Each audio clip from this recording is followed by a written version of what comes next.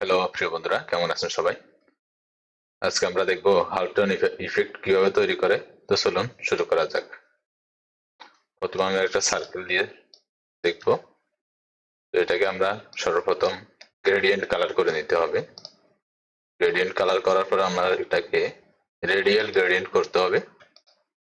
তো radial gradient করার পরে আমরা মধ্যখানের কালারটাকে একটু কমিয়ে নিব। এরপরে আমরা ইফেক্টে গিয়ে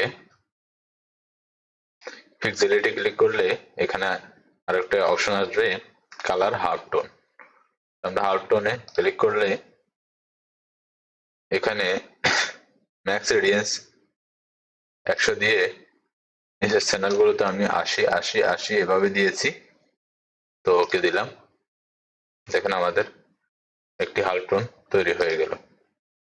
তো আমরা এখন একটা রেক্টেঙ্গেল শেপ নিয়ে দেখব। তো এটাকে আমরা এক সাইড থেকে দিচ্ছি। এটাতে আমরা সেম জিনিসটাই অ্যাপ্লাই করব।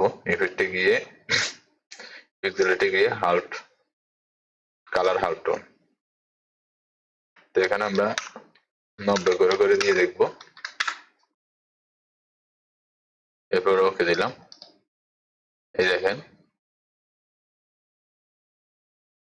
আমাদের স্কোয়ার বক্স নিলে এরকম হয়। তো আমি এখানে দুইটা ইফেক্ট আপনাদেরকে তৈরি করে দেখিয়েছি। আপনারা চাইলে যে কোনো শেপে এটি করে নিতে পারেন।